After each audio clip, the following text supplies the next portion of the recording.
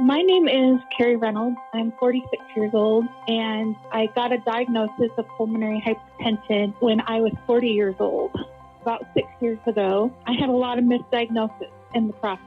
I found in my situation that the importance of self-advocacy was huge.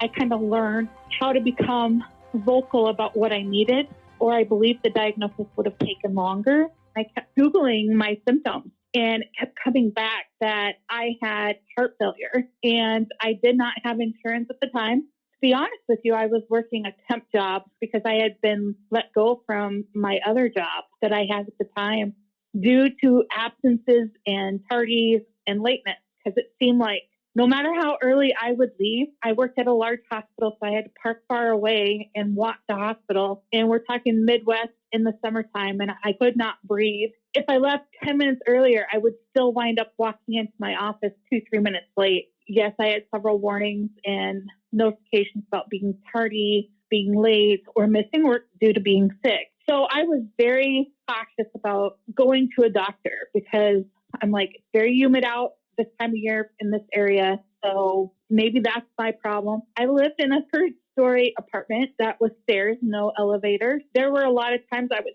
pulling into my driveway at home, and I was sitting in front of my building, and I was just looking at the door, and I was just trying to mentally prepare myself to go into the building and walk the stairs. So that was especially hard as well. I got into work on Monday, and I wasn't there but 2 hours. And I went up to the lady who was going to hire me for a full-time job and said, I'm sorry, but I have messaged my doctor, and I'm going to have to go in and see him because I'm not feeling well. I remember kind of driving across town to get to the doctor's office, and he took x-rays, and he says, yeah, it looks like pneumonia. I've had this general practitioner for quite a while at this point. And I said, listen, I am telling you, this does not feel anything like a kind of infection of any kind. And he said, well, I think it would be best if we sent you up and got you an MRI today. So they had me wait out in the lobby while they were calling around. When I went up to the hospital, I told the lady at the desk, I'm sorry, but I'm going to need a wheelchair or something to get back there. I can't even walk. And I'm 40. I don't look disabled in any kind of way. I remember her kind of looking at me a little strange. And so she did get a transport for me. I remember them telling me I had to lay down to go into the MRI. I had told them, I said, I don't know if I can lay down at all. I did the very best I could. I remember just sitting there just wanting to sleep so bad. And all of a sudden I see people running, and I saw some other people coming down another hallway, and they were all running. And I thought, what's going on? And I'm kind of looking, and I'm hearing the overhead say code whatever.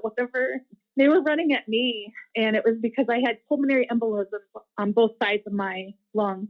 I ended up spending about 6 or 7 days in the ICU. And I remember doctors kind of saying, you don't know how lucky you are. And I don't think I understood at the time. They were like, well, you could have had from a long journey. I had just gone on a cruise and stuff, but we were very active on the cruise. What they were telling me caused these blood clots did not make sense to me. And they'd be like, well, no, I mean, I haven't really done any very long trips or anything. And they're like, well, that's the stuff that causes them. And then the conversation would kind of end.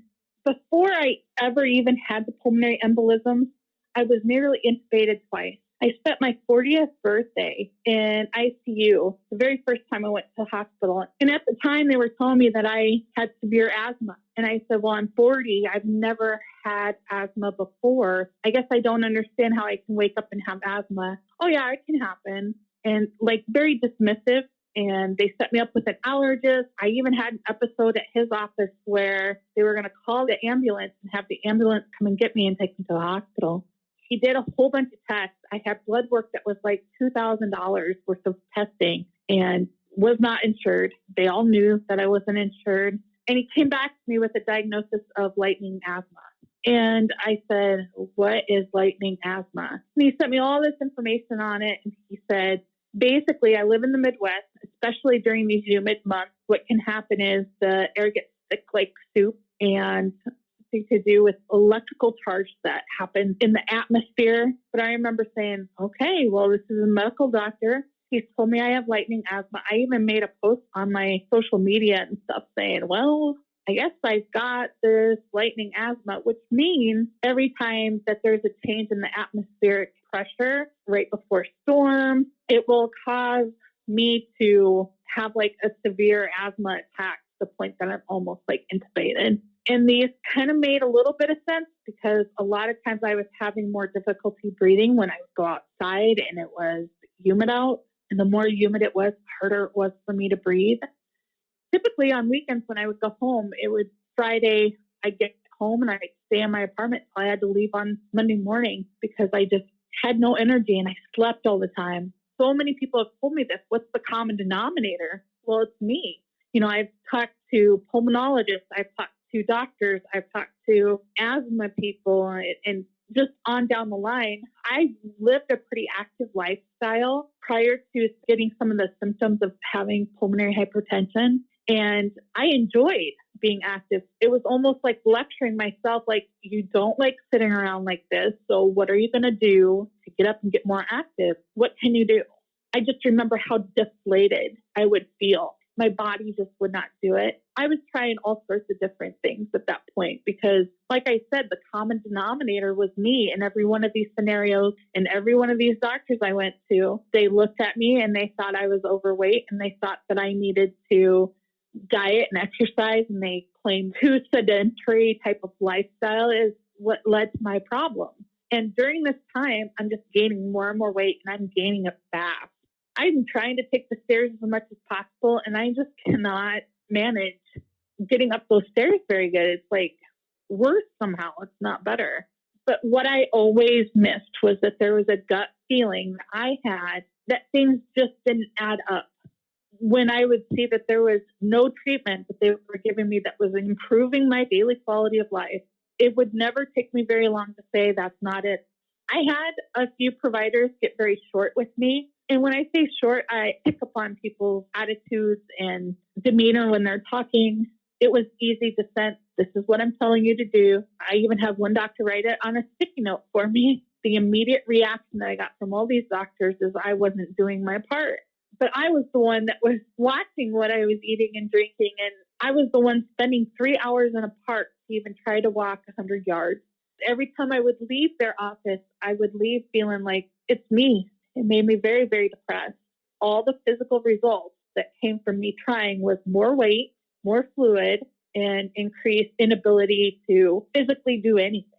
After I was released from the hospital with my pulmonary embolism, even though they're telling me those clots are gone, there's something wrong that I cannot breathe any better than before I got diagnosed with the clot.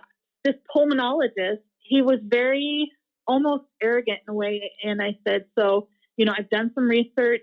I'm looking at the possibility of this being CTEP, like chronic thrombolytic pulmonary hypertension. A doctor had mentioned that to me in the hospital, told me I needed to follow up with my pulmonologist to get the rest of the tests to get the diagnosis, but so far it's checking every box. And he seemed like he couldn't wait to cut me off, and what I was saying.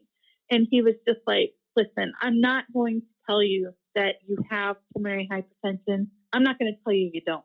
I am going to say that you need to take your warfarin, your blood thinner, like you've been prescribed to do. And if you had done that, you wouldn't have concerns of reoccurring embolism. And he was like, there's nothing preventing you from getting healthier. You need to get some weight off, and just kind of matter of factly left it at that. And we'll recheck this in 6 months. And when he said 6 months, I pictured in my head living another 6 months, just like I spent the last 6 months. And I thought, how can I possibly continue living like this? Again, I leave the doctor's office deflated. I ended up making a social media post. It was Facebook. I am just absolutely at my wit's end. I don't know what to do. I really have no idea what I can even possibly do anymore. Because what they're telling me to do, I've already known that I've done it. I had a high school friend, and she responded to this, and she said, Karri, I work at a children's hospital. I am a case manager, and I work for a doctor who does pulmonary hypertension and heart failure with children. She said, do you want me to talk to him about this? I said, will you please? And it was maybe a week or two later, she had contacted me on the social media in a messenger format. And she had said the doctor had sent some articles that he wanted me to review about the information that I had provided. And it was all information on C-test and pulmonary hypertension. I read through a lot of that and I got back to her and I said, this is me, but I can't get the doctor to test me for another 6 months. He's pursuing this other blood thinner that is not going to work for my condition, according to these articles. So I was even more upset at that point because I'm like, I'm actually taking a medication that will not respond to what I have, which means my prognosis of getting more blood clots was actually higher. And I'm like, where do I go? What do I do? Can he refer me to anyone or what can be done? And he said he will see you on this day and time. And it was within like a week. And of course, this is kind of a funny story because I went there and it was like at a 5 p.m. appointment and it was in the children's hospital.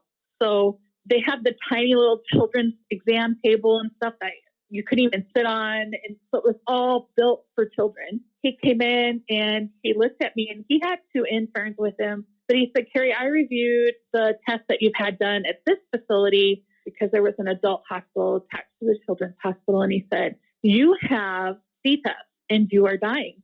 He dialed a phone number on his phone right there in front of me. And he says, yeah, you know, the patient I was talking to you about the other day, well, I got her here in my office and I think you need to see her. A doctor that had a waiting list of 3 to 4 months to even get an appointment into said, yeah, send her by Thursday morning. And I went in and this was a cardiac surgeon at that point. He's just like, well, we can do this kind of surgery and stuff. These are the tests that we got to get done. And I said, okay, so where do I go to get those done? Because my pulmonologist, they're not going to do it. I don't know where else to go. And he said, oh no, you're working with, we call him the right heart wizard because he's the best right heart specialist in this entire area. He doesn't even take a lot of new patients, but you're going to be seeing him. You're going to be working with him. He's going to get you every test you need. In fact, I'm going to send you over there right now and have me walk like 2 doors down. And Dr. Z comes in and he says, well, we're going to get the pulmonary angiogram done. You're going to get a right heart cath done. And these are all outpatient procedures. It's going to take a couple months of getting you scheduled for these. But as you get scheduled for them, we get the test results. Then we're going to get you to a surgery in California.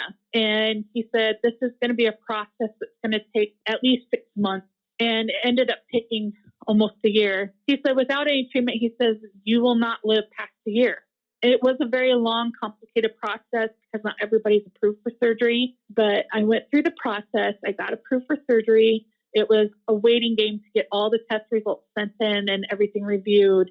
There was only one place that I could go to and get this done, and that was in University of San Diego. During all of this time, I'm still struggling to try and keep working so I can keep insurance.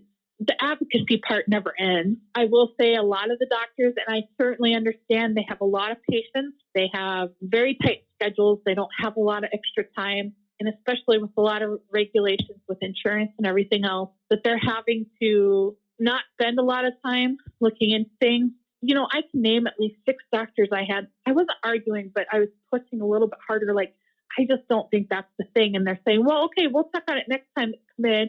We'll see how it's going and stuff as they're walking me to the door. If I would have allowed that and if I would have accepted that, then I would be dead. There's no doubt in my mind. I don't think there is a magical phrase that you can say to make anyone understand. My condition is rare. Even when I was finally diagnosed, I had a lot of people telling me, yes, it is a 2 to 3 year diagnosis process for this disease. But had I not made a Facebook post, I would be dead.